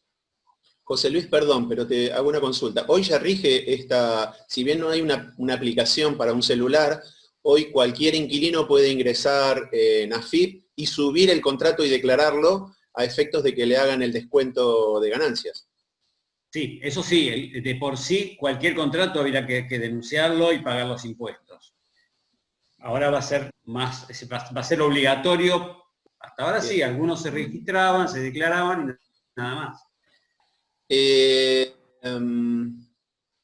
Gabriel Bodrowski, ¿cómo sería, en el caso de la rescisión del contrato, la devolución del mes o pérdida del mes ¿qué monto sería? Imagino que habla de los plazos de 6 meses, 1 año y posteriores a 1 año. Por eso, ¿en qué situación? En el caso de rescisión de contrato, la devolución del mes o pérdida del mes, ¿qué monto sería? Disculpame, ahí está claro vos dijiste que podía ser en algún determinado momento del contrato. Pero sí. Lo que él está entregando, vos sabés que entregás, percibís el depósito del mes inicial, puede terminar a los 6 meses, a los 10 meses, cuando se va la pérdida, ¿a qué mes se le atribuye? Perfecto, vamos a este ejemplo. Pasan los primeros 6 meses y con 3 meses de anticipación te comunico que me voy a ir, ¿sí? Cuando me voy, me tenés que devolver el depósito al valor de ese mes. El mes vigente. ¿Sí? ¿Se entiende? Sí. Está bien, pero si hay una indemnización porque se hizo en el primer año y él te tiene que pagar 1 mes y medio de pérdida. A ver, son dos cosas distintas. ¿Vos estás hablando de la devolución o de la pérdida? Las dos cosas. Bueno, si es la devolución, como locador yo tengo que devolverte al momento que te lo devuelvo al valor que estás pagando el alquiler. Ese es el monto de la devolución. Vamos al revés. Si vos estás rescindiendo dentro del primer año, ¿sí? Y vos tenés que pagar 1 mes y medio, bueno, el inquilino, el locatario, le va a tener que pagar al locador la diferencia. Porque es 1 mes y medio. Siempre y cuando no preavisa dentro de los 3 meses. Lo que pasa es que acá hay una confusión que se hizo costumbre, que es que el de mes de depósito se compensa siempre. Y no es así. El mes de depósito está para cubrir los gastos, las pérdidas y demás. La indemnización, en teoría, se tiene que pagar aparte. Lo que pasa por una cuestión práctica, todos lo hacemos, juntamos todo en la misma bolsa, dividimos y ya está. Pero el rigor de verdad es así. El inquilino te tiene que pagar 1 mes y medio de su bolsillo, o compensarás con el depósito y te completará lo que falta. y de la cuenta del valor mensual que esté en ese momento del año. Sí, del vigente. Sí, sí. Perdóname, si es un mes y medio, estás dentro del primer año. Si estás dentro del primer año es un solo valor. El primero. Ok, pero si te avisa 3 meses antes, no paga multa. No, pasado los primeros 6 meses, te avisa con 3 meses de anticipación, no paga multa. Okay. Y esto de los 3 meses es solo para destino habitacional. Sí, claro. ¿Sí? Ahí empezamos de nuevo las distinciones. Otro destino no tiene esa posibilidad de, preavisando con 3 meses, zafar de la multa. Bien. José Luis Oroná. ¿Hay que hacer un escrito cuando notifica el inquilino a los 3 meses la rescisión del contrato de forma fehaciente? Forma fehaciente, sí. O sea, forma fehaciente es una carta documento, o bien si hay un domicilio electrónico, notificar en el domicilio electrónico y eventualmente una nota por escrito donde la firme los dos y la fecha y esté fechada. Bien, te agrego una pregunta. ¿Es válido que la firme el martillero? Si viene a la oficina y te entrega una nota, ¿cómo se toma? Porque no somos parte. No, pero no si es yo por eso preferiría que firmen las partes, siempre. Bien. Ok. Bien. Tener posesión, requisito para fijar plazos menores a 3 años. ¿Rige para las posesiones en el actual Código Civil sin modificaciones? O sea, si tengo un contrato hoy. Sí. ¿Sí? Hoy rige el DNU. Tenés una prórroga automática por el DNU. Hasta el 30 de septiembre. Ok. Buen detalle, ¿eh? Inmobiliaria Berterini. ¿El WhatsApp es lo mismo que el mail? Sí, no tiene alcance de domicilio electrónico todavía. Yo diría que no. Todavía no. Bien. Bien. Pregunto yo, el preguntón. Si el locatario no quiere firmar entrega de llaves, porque por ejemplo hay roturas y no las quiere asumir, ¿cómo sería el procedimiento para esa recepción de llaves? ¿Locatario o el locador? Locatario. Te las quiere dar pero no quiere firmar nada, porque está todo roto, por lo que fuere. Vas a tener que llevar un ahí escribano. vas a necesitar el auxilio de un escribano. Testigo sería como no muy recomendable, para dejar constancia de que fueron a recibir el inmueble y el locatario se niega a firmar. Julia Bernardinelli, para la renovación, ¿hay plazo mínimo? No, el tema de la renovación es lo que dijimos antes, mientras esté en tenencia el locatario del inmueble, haces constar la renuncia en el nuevo contrato y lo puedes hacer por el plazo que dispongan las partes. Yo quiero hacer una aclaración a esto. ¿Renovaciones y contratos nuevos son lo mismo? Porque hoy no tenemos renovaciones. Hoy no se pueden hacer renovaciones. Un inquilino vence el contrato, no se puede, prorrogar. Prórroga y renovación. Ahora hay prórroga. Prórroga y renovación no es lo mismo. La renovación es un contrato nuevo. La renovación va a ser un contrato nuevo. Okay. Con los nuevos términos de la ley cuando esté vigente, ¿no? Perfecto. Bueno, Julia lo preguntaba. ¿Diferencia con prórroga? Renovación y prórroga. ¿Diferencia? Lo que pasa es que la prórroga prácticamente va a desaparecer con esta reforma. Porque si estando en la tenencia el locatario puede renunciar al plazo mínimo y establecer el plazo que las dos partes acuerden, sería como una especie de prórroga. Si la figura como prórroga yo creo que acaba de desaparecer. Bien. Inmobiliaria Berterini. ¿Se puede prorrogar? ¿Qué pasa con los valores en ese caso? Bueno, una cosita que me parece que estaría bueno aclarar, que preguntaron recién la diferencia entre prórroga y renovación. En la prórroga se mantienen todos los mismos elementos del contrato que están prorrogando. ¿Eso qué quiere decir? Partes, precio, fiadores, o sea, el mismo contrato calcado que tenemos primero, lo extendemos, lo prorrogamos por el plazo que establecen las partes. Por eso en la práctica y por las inflaciones y con todas las cosas que nosotros tenemos, salvo que ustedes me digan un periodo de 2 meses, 3 meses, algo muy cortito, en lo habitual no es muy normal que recurran a la prórroga, sino a las renovaciones, ¿sí? Que en las renovaciones sí podemos modificar alguno de los elementos del contrato. Patricia Sánchez. Si no avisa con 3 meses de anticipación, ¿cuál es la penalidad? En destino habitacional, si es antes del año, va a pagar la multa de 1 mes y medio, si es posterior al año, 1 mes. Bien. Ricardo Martínez. Si un contrato es de 20.000 pesos, el monto para el segundo y tercer año, ¿cómo lo calculo? Ya que para saber el índice recién lo vamos a saber después de firmado el contrato. No, lo vamos a saber dentro de un año. Exacto. No hay forma de saberlo. O sea, no hay forma de hacer. Sí, ¿quién está? ¿Omar? ¿Quién Sí, no, Martínez? Ricardo Martínez. Ricardo, ahí está, Ricardo, ahí lo veo. Sí. Sí. Ricardo, a ver, no hay forma de... El tema es así, yo lo que entendí es que un contrato se hace, por ejemplo, 10.000 pesos, se hace 10.000 los 3 años, ¿correcto? Bien, al año, ¿cómo se deja establecido mediante qué? ¿Se hace un nuevo contrato? ¿Se hace un documento aparte? ¿Es de palabra? ¿Cómo se establece el incremento, digamos? A ver, ya te entiendo a qué apuntar.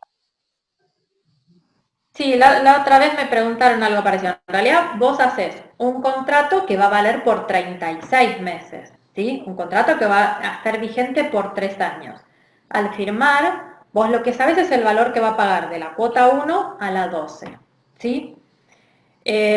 Vos decís, ¿cómo? Porque ayer me preguntaron justo, ¿cómo se entera el inquilino de cuánto va a pagar el valor 13? ¿Sí? A ver, ahí sirve mucho lo que explicaba el doctor, que es una notificación a través del mail, ¿sí? Estimado, de acuerdo a la aplicación del índice que publica el Banco Central Argentino, el Banco de la República Argentina, el valor locativo del mes 13 es X plata, ¿sí? Porque obviamente va a haber un mecanismo de notificación para que el inquilino sepa cuánto es ese valor, ¿sí? No hace falta, digamos, eso sí, un contrato nuevo, eso no. Sí algún mecanismo que vos pongas en tu contrato, en la cláusula, de cómo se va a enterar el inquilino. Igual sale publicado, lo debería saber el inquilino. Todos los meses lo va a publicar el Banco Central. Todos los meses sale publicado. Y aparte, un poco colaborando con esto, los memoriosos se deben acordar antes del 91 cómo era. Ahí dicen que sí. Cómo se ajustaba. Era todos los meses con la tablita. Bien. Por suerte yo soy muy joven y no me acuerdo del 91. La historia. ¿Qué ocurre si ambas partes nos piden hacer un contrato por 2 años? ¿Hay excepciones? No. No. Bien. Para el primer año. Bien. iPhone de Omar. Perdón, ahí lo que se podría, una solución saludable por ahí sería hacer el contrato a 3 años con una cláusula donde el inquilino podría rescindir el contrato a los 2 años sin penalidad. Entonces, de esa manera se manejan dentro del marco legal y está cubierto el inquilino. Perfecto. Omar pregunta, ¿ajuste en destino mixto? En realidad, hoy el Código Civil decía, estimo que es esto, el Código Civil decía que si, por ejemplo, el supermercado chino, si tiene vivienda, valía como vivienda y no como supermercado. Eso sería el destino mixto. Prevalece el habitacional. Así que se le va a aplicar todas las normas, eso no, se le va a aplicar todas las normas y las excepciones que estuvimos viendo para destino habitacional. Es de orden público. Claro, sí, el destino... Bien, Luciano Di Paolo. Firmado con fecha de mañana el contrato y vigente a partir del 1 de julio. ¿Rige ley vieja? Pregunta. ¿Rige ley vieja? Sí. Sé que lo explicaron al principio, pero la charla se me cortó con el audio. No importa, es lo que les leí del final del artículo 23 que te dice, y será aplicable para los contratos que se celebren a partir de su entrada en vigencia. O sea, lo firmaste el día anterior, ya está. Es la ley, vamos a decir, del Código Civil y Comercial. Lo firmaste entrado en vigencia, va a ser la ley nueva. Sí, pero acá pregunta otra cosa. Él está diciendo, por ejemplo, lo firmaste hoy, pero entra es a partir del 1 de julio. La fecha de celebración es hoy. No interesa cuándo entra a regir, está bien la aclaración, gracias. No interesa cuándo entra a regir, sino cuándo lo firma. Perfecto. Buena aclaración. Silvana Longo, respecto de la FIP, ¿cuál es el tiempo que te otorga la FIP para registrarlo? ¿Y todos los montos van a pagar o va a haber una base imponible? No lo sabemos todavía. No, dice dentro del plazo, en la forma y con los alcances que dicho organismo disponga. Así que por eso todavía zafamos, digamos, si entra en vigencia la ley y la FIP no hace la disposición al respecto. Cualquier tipo de locación, ¿sí?, se aplica el honorario que dijimos en varias oportunidades durante esta reunión, del 1 al 2% a cargo de cada parte. O sea que el máximo que se puede cobrar es un 4%, ni el 5, ni el 6, ni el 7, ni el 10. ¿Sí? Eso es lo que dispone la ley. Aparte hago una aclaración que no debo yo, pero me atrevo. La 10973, siempre surgen las discusiones porque habla de locaciones urbanas, este valor, no habla de vivienda y de comercial. Y nosotros seguimos rigiéndonos por la 10973. Bien. iPhone. El señor o señorita Alf. Silvina, buenas tardes. ¿Sabe quién es iPhone? Silvina, buenas tardes. Te pregunto, ¿qué pasa con los arreglos por el uso? Por ejemplo, un termotanque que se rompe. ¿Hay ya alguna ley en provincia vigente que hace que el dueño tenga que hacerse cargo? ¿O este punto es nuevo? Tengo entendido que ahora el uso se hace cargo el dueño. A su vez, los contratos comerciales, ¿pasan a ser de 3 años obligatorios? Empiezo por el plazo. El plazo es de 3 años mínimo, todo destino.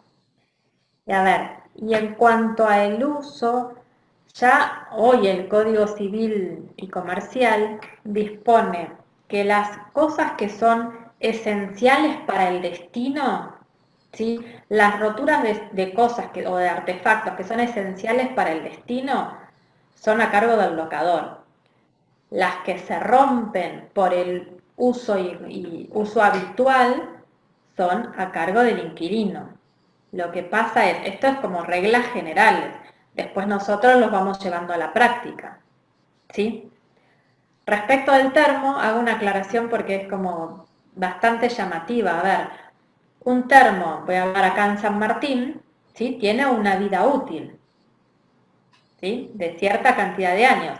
Ahora yo me acuerdo una vez que fui a dar una charla en San Miguel, me contaban, no sé en qué zona, que había un sarro impresionante. Centro de San Miguel. Entonces, bueno, creo que cada 2 años, no me acuerdo, era un plazo hiper corto, que se rompían los termos. Cada 2 años el locador tenía que pagar, y ahí no era por uso inapropiado del locatario, ¿sí? Entonces, el caso puntual, digamos, saliendo de las reglas generales, hay que ver en el caso puntual, en la situación, qué corresponde y quién lo tiene que pagar. Bien. Leandro, ¿existe un punto en la ley que dice que la intermediación solo puede estar a cargo de un profesional matriculado? ¿Qué incumbe? No entiendo. Pregunta, ¿existe un punto en la ley que dice que la intermediación solo puede estar a cargo de un profesional matriculado? ¿Qué incumbe? 1351, última parte. Bien. Cuando hay una tercera persona, siempre tiene que ser matriculado, de la jurisdicción. Sí. A ver, eso es lo que aclara, lo que destaca es la matriculación en los colegios profesionales, que no cualquiera puede intermediar en una locación de inmuebles, sino tiene que ser un corredor matriculado. Estoy leyendo, estoy muy atento. Cristian Bernabé. Sí. Si tengo un depósito de 10.000 pesos por la...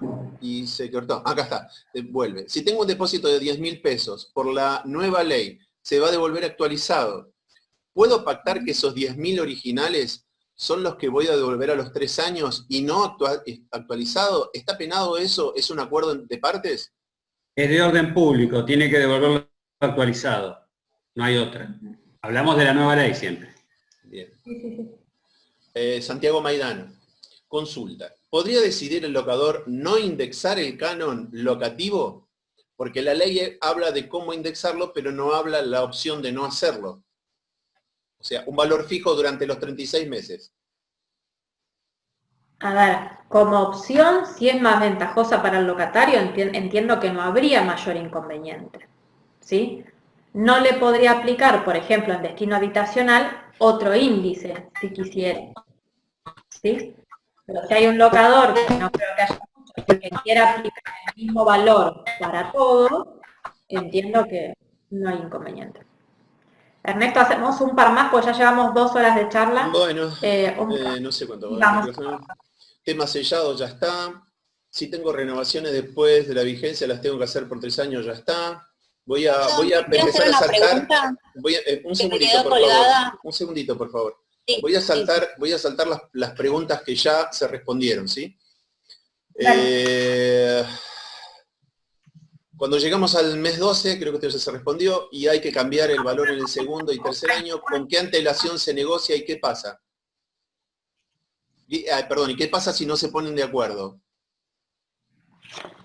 Con el índice, claro. No hay manera de no ponerse. O rescinde o se queda y paga el índice. Bien. Una aclaración, Ernesto, de algo que vi recién en una pregunta. No, espera que se me fue, que era una de recién. No, se me fue, seguimos. Sí. Bueno, la ley entrará en vigencia una vez que esté reglamentada así. Gracias, Silvina. Bueno, se va por razones personales. Necesito preguntar lo del plazo de contratos comerciales. ¿Es obligatorio? iPhone. El plazo mínimo 3 años obligatorio. Bien. Pregunta que se me cortó el internet y no escuché el tema del sellado. ¿Quién lo paga? Si el locador está haciendo los trámites de la subdivisión y hoy no la tiene, ¿cómo hace la declaración de esos contratos nuevos si todavía no tiene la subdivisión? Tendrá que preguntarle a su contador. Ok. Esperemos a ver qué sale de la reglamentación de AFIP, ¿sí? Esperemos un poco. Bien. Perdón, discúlpame Ernesto, puede ser una pequeña interrupción. Se ha llegado creo que más de 2 horas y pico.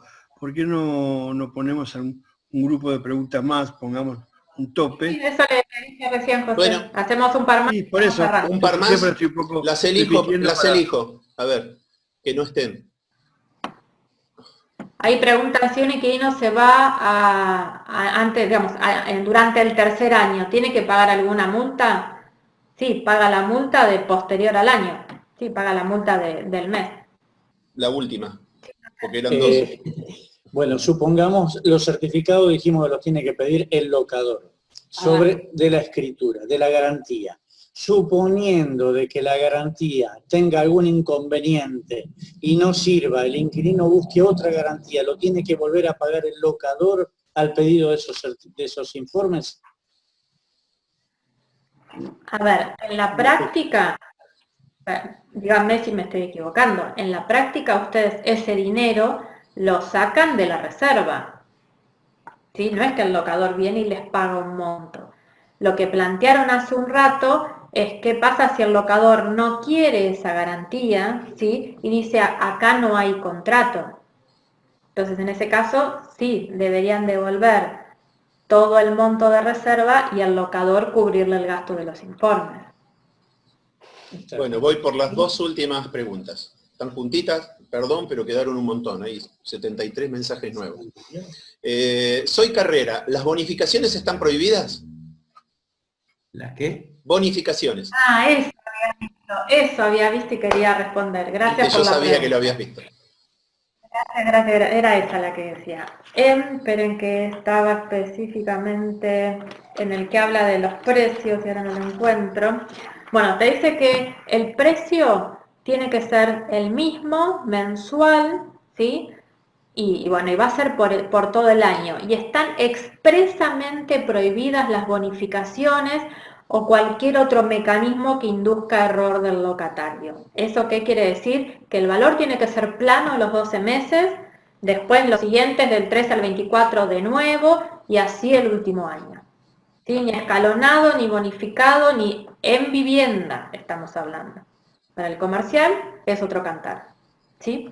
Esa quería contestar, gracias. La última entonces, cuando hay comodato vigente, ¿se puede hacer un contrato de locación por un plazo menor, renunciando el locatario a derecho de los 3 años? Sí, puede hacerlo, porque la ley lo que dice es que si está en la tenencia. No habla de un contrato de alquiler anterior, habla de tenencia. ¿Es una buena vuelta que le han encontrado? Sí, sí, se puede. Bueno, perdón por los 77 mensajes que quedan, pero creo que se nos terminó el tiempo. Una cosita, para los que administran especialmente, tengan mucho cuidado con el tema de la conservación de la cosa y los reclamos de los inquilinos.